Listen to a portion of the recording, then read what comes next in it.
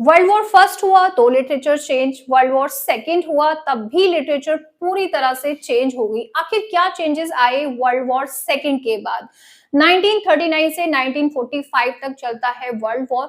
उसके बाद हमें देखने को मिलता है जो राइटिंग हमें मिली 1950s 1960 के दौरान, ये जो राइटिंग्स लिखी गई, किस तरह का थिएटर आपको देखने को मिलता है, तो आपको ध्यान रखना है एब्सर्ड थिएटर। यहां से आपको कुछ क्वेश्चंस आपके यूपीटीजीटी, यूपीपीजीटी या अदर लिटरेचर एग्जाम के अंदर पूछे जा सकते हैं। तो आप ध्यान रखेंगे कि एब्सर्ड थिएटर जो ये टर्म है, जो कि पहला तो ये ध्यान रखना है कि ये पोस्ट वर्ल्ड वॉर 2 के बाद हमें देखने को मिलती है। 1950 से 1960 के दौरान इस टर्म को कॉइन किया।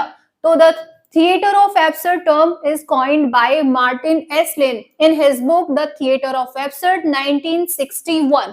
तो ये 1961 डेट आपको ध्यान रखनी है, मार्टिन एस लेन का नाम ध्यान रखना है। आपको ध्यान रखना है कि आखिर किसका इंपैक्ट था, कौन से मूवमेंट का इंपैक्ट था। तो आप बताएंगे कि एग्जिस्टेंशियलिज्म, निहिलिज्म, एक्सप्रेशनिज्म और सरेलिज्म, ये कुछ मूवमेंट्स चल रहे थे जिसका इंपैक्ट, और या फिर कह सकते हैं जिससे ओरिजिन हुआ थिएटर ऑफ एब्सर्ड का। इसके अलावा हमें कुछ नाम है इंपॉर्टेंट, वो ध्यान रखने होंगे जरूर से। तो आपको सैमुअल बेकेट का नाम ध्यान रखना है, ठीक है। हम कैरेक्टरिस्टिक्स से शॉर्ट में नहीं जान सकते हैं, तो मैं जस्ट वो पॉइंट्स बताऊंगी आपको जो आपको एग्जाम में पूछे जा सकते हैं। टर्म किसने कॉइन की, ऐसे वो बहुत ज्यादा पूछे जाते हैं, मतलब इस तरह की चीजें ज्यादा पूछी जाती है। बाकी आपको ये ध्यान रखना है, ठीक है। जैसा मैंने आपको बताया, एक तो नाम याद रखेंगे आप सैमुअल बेकेट, इनको ध्यान रखेंगे वेटिंग फॉर गॉडो के लिए और एंड गेम के लिए। इसके अलावा आपको यूजीन यान्स्को, तो यूजीन यान्स्को को आपको याद रखना है, द बार्ड, सोप्रानो और राइनोसोरस। इसके अलावा बहुत इंपॉर्टेंट राइटर है हमारे पास में जीन जेनेट, इन सबको एब्सर्ड थिएटर के अंदर आपको याद रखना है, पूछ लिए जा सकते हैं। तो the maids, the balcony, Harold Pinter आप पढ़ते ही हैं, कब कॉमेडी ऑफ मीनस के अंदर भी पढ़ते हैं, जहां पर थ्रेड भी होता है, जहां पर कॉमेडी भी होती है।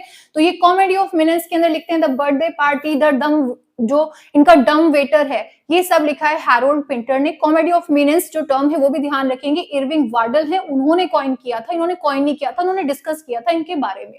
एडवर्ड एलबी को भी जल्दी से याद कर लीजिए, शॉर्ट टाइम है हमारे पास में। The zoo story, who is afraid of Virginia Woolf, and last है हमारे पास टॉम स्टॉपार्ड, इन्होंने भी रोजेनक्रेड एंड गिल्डेस्टर्न आर डेड, जो कि हैमलेट के फ्रेंड थे, उनके बारे में डिस्कशन करते हुए आपको यहाँ पर कॉमिक सीन के थ्रू प्रोवाइड कराया है, कमेंट करते हुए उन दोनों पर, ठीक है, जो रोजेनक्रेड और गिल्डेस्टर्न है। इसके अलावा कॉमेडी ऑफ मीनिंग्स मैंने आपको बता ही दिया है, जो टर्म है इरविंग वार्डल जो है, इन्होंने इसको कॉइन किया है, इसको आपको ध्यान रखना है, ये इसी से रिलेट कर